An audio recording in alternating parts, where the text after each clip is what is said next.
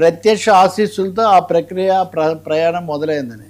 So Lokesh new journey sir నిన్నటిది. Yeah sir, ఇదిలా ఉంటే పవన్తో బెస్ట్ రిలేషన్స్ చంద్రబాబు నాయుడు గారు చేసిన కామెంట్స్, అలాగే పిఠాపురం వరంకు ఉపాధ్యక్ష పదవి. యా సో కొన్ని సందర్భాల్లో ఏమీ చెప్పకపోయినా ఒక చర్య 100 సంకేతాలు ఇస్తుంది.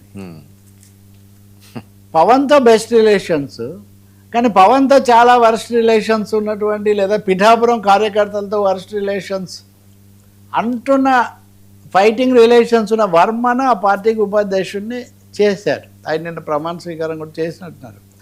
నిన్న మీడియా అంతా ఒకే విషయం చెప్పింది.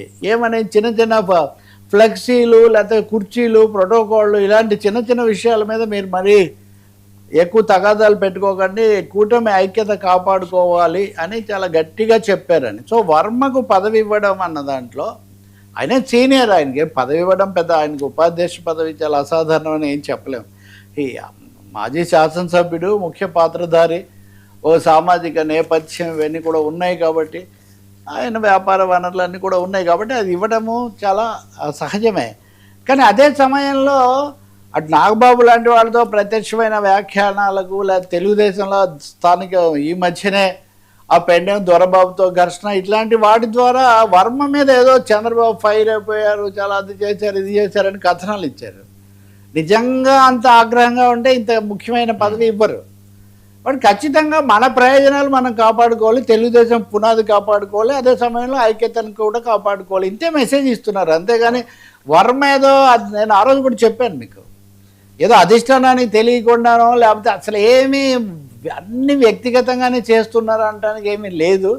ఖచ్చితంగా తెలుగుదేశం వర్గాల్లో ఉన్న ఒక అసంతృప్తిని లేకపోతే ఒక విధమైన ఏమైనా గ్యాప్ను వర్మ ప్రతిబింబిస్తున్నారు. అందుకనే దాన్ని చెప్తూనే మీరు మరీ గొడవలు వెళ్ళకండి అన్నారు. అంతేగాని మీరు ఎక్కడ ఏమీ మాట్లాడకండి అనలేదు. ఏదైనా ఉంటే మాట్లాడుకుందాం, తగాదాల దాకా వెళ్ళకండి అని. అట్ ది సేమ్ టైం రెండో వైపున చాలా జాగ్రత్త తీసుకుంటూ పవన్ కళ్యాణ్తో నాకు బెస్ట్ రిలేషన్స్ ఉన్నాయి, కూటమి ఐక్యత కొనసాగాలని పవన్ కళ్యాణ్ 15 ఏళ్ళు కొనసాగాలని ఆయన చెప్తుంటే, ఇక్కడ చంద్రబాబు నాయుడు కూడా నిన్న ఎందుకు చెప్పాల్సి వచ్చింది?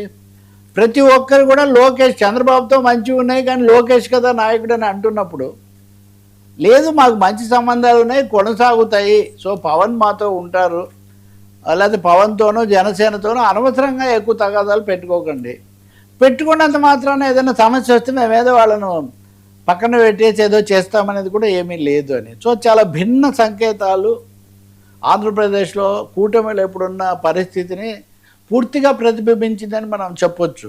అలాగే సీనియర్లు జూనియర్ల విషయంలో కూడా చాలా కొంచెం క్లారిటీ ఇచ్చే ప్రయత్నం చేశారు. సీనియర్లు లేకుండా ఏ పార్టీ ఉండదు, మేము తప్పకుండా వాళ్ళందరినీ కూడా గౌరవిస్తామని.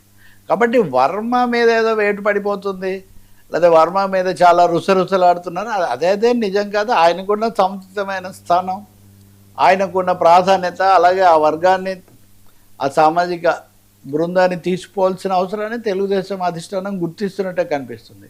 పిఠాపురం పీఠముడి పార్టీ ఐక్యతను దెబ్బతీయకూడదని వాళ్ళ దృష్టిలో పూర్తిగా ఉందనేది మనకు అర్థమవుతుంది.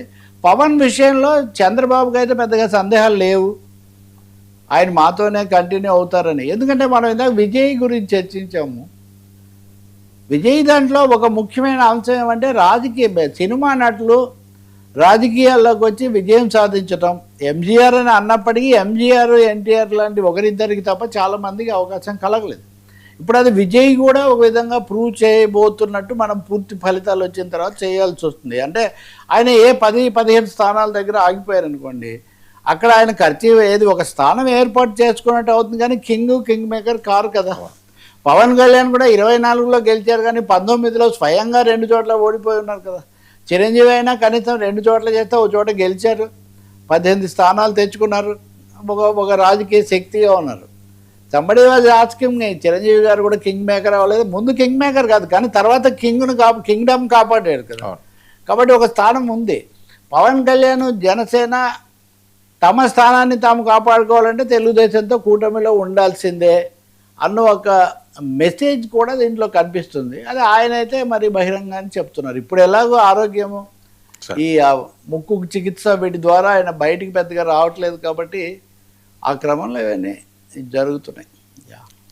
సార్ ఇప్పుడేంది బ్రేకింగ్ న్యూస్, కవిత పార్టీకి ఉమ్. Election commission